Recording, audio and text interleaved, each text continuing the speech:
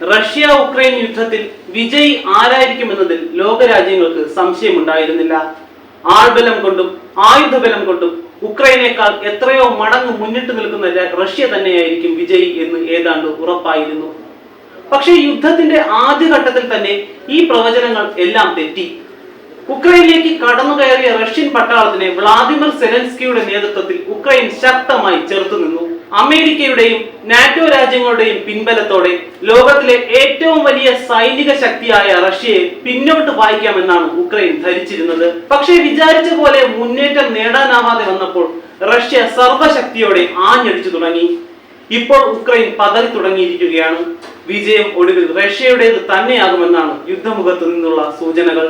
2022 ഫെബ്രുവരി 24 തുടങ്ങിയ യുദ്ധത്തിന് ഇതുവരെ അറുതി വന്നിട്ടില്ല. എന്നാൽ യുദ്ധം അവസാനിപ്പിക്കാൻ റഷ്യയുമായി ചർച്ചയ്ക്ക് ഉക്രൈൻ പ്രസിഡന്റ് വ്ളാദിമിർ സെലൻസ്കി തയ്യാറാണെന്നുള്ള വാർത്തകളാണ് പുറത്തുവരുന്നത്. ഈ വർഷം സ്വിറ്റ്സർലൻഡിൽ നടക്കുന്ന ലോക സമാധാന സമ്മേളനത്തിൽ ചർച്ച ചെയ്ത് പ്രശ്നപരിഹാരം കണ്ടെത്താമെന്നുള്ള നിലപാടാണ് സെലൻസ്കിയുടേത്. ഇതിനായി സമാധാന ഉടമ്പടിയും അദ്ദേഹം എടുത്തുകാട്ടുന്നുണ്ട്. റഷ്യൻ പട്ടാളത്തെ ഉക്രൈൻ മേഖലയിൽ നിന്ന് പിൻവലിക്കുക, അവശ്യ വസ്തുക്കളും ഭക്ഷണവും ഇന്ധന വിതരണവും തടസ്സപ്പെടുത്താതിരിക്കുക, യുദ്ധ തടവുകാരെ വിട്ടയക്കുക തുടങ്ങിയ ആവശ്യങ്ങളും സെലൻസ്കി മുന്നോട്ട് വയ്ക്കുന്നുണ്ട്. എന്നാൽ ഇതിനോട് റഷ്യൻ പ്രസിഡന്റ് വ്ളാദിമിർ പുടിൻ ഇതുവരെ പ്രതികരിക്കാത്തതും ആശങ്ക വർദ്ധിപ്പിക്കുന്നുണ്ട്. എന്റെ രാജ്യത്തെ രക്ഷിക്കണമേ, രക്ഷിക്കാൻ സഹായിക്കണമേ എന്ന അഭ്യർത്ഥനയുമായി സെലൻസ്കി എന്ന 45-കാരൻ ഓരോ രാജ്യത്തേക്കും ഓടാൻ തുടങ്ങിയിട്ട് നാളുകളായി. ഉക്രൈന്റെ പ്രസിഡന്റായ അദ്ദേഹം കഴിഞ്ഞ ഒരു വർഷത്തിനിടയിൽ നടത്തിയ യാത്രകൾ അതിന് തെളിവാണ്. സൗദി അറേബ്യയിലെ ജിദ്ദയിലും ജപ്പാനിലെ ഹിരോഷിമയിലും അദ്ദേഹം എത്തുകയുണ്ടായി. ജിദ്ദയിൽ 22 അംഗ അറബ് രാഷ്ട്രീയ സംഘടനയായ അറബ് ലീഗിന്റെയും ഹിരോഷിമയിൽ ലോകത്തെ 7 വൻകിട വ്യാവസായിക രാജ്യങ്ങളുടെ കൂട്ടായ്മയായ G7-ന്റെയും ഉച്ചകോടിക്കിടെ യുദ്ധത്തിന്റെ ഭീകരചിത്രം ആ വേദികളിൽ അദ്ദേഹം വരച്ചുകാട്ടി. അതിൽ നിന്നും രക്ഷപ്പെടാൻ ഉക്രൈനെ സഹായിക്കണമെന്ന അഭ്യർത്ഥന ആവർത്തിക്കുകയും ചെയ്തു.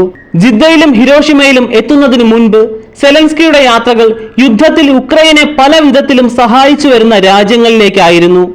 അമേരിക്കയിലേക്കും ബ്രിട്ടൻ, ഫ്രാൻസ്, ജർമ്മനി, ബെൽജിയം തുടങ്ങിയ യൂറോപ്യൻ രാജ്യങ്ങളിലേക്കുമായിരുന്നു അദ്ദേഹത്തിന്റെ യാത്ര.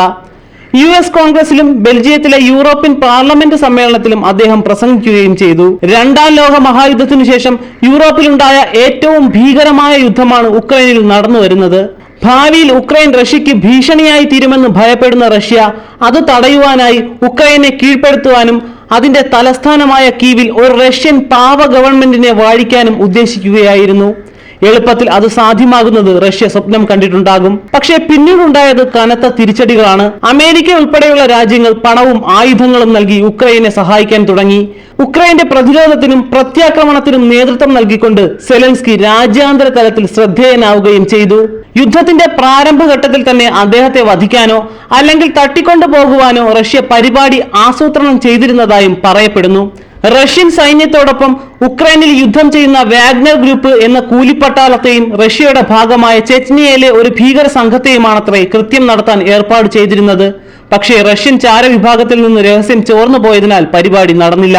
വിവരം അറിഞ്ഞ ഉടനെ സെലൻസ്കിയെയും കുടുംബത്തെയും രക്ഷപ്പെടുത്താനായി അമേരിക്ക പ്രത്യേക വിമാനം അയക്കാമെന്ന് പറഞ്ഞിരുന്നു. അത് വേണ്ടെന്നും തനിക്ക് കൂടുതൽ ആയുധങ്ങൾ അയച്ചു തന്നാൽ മതി എന്നുമായിരുന്നു അത്രേ സെലൻസ്കിയുടെ പ്രതികരണം.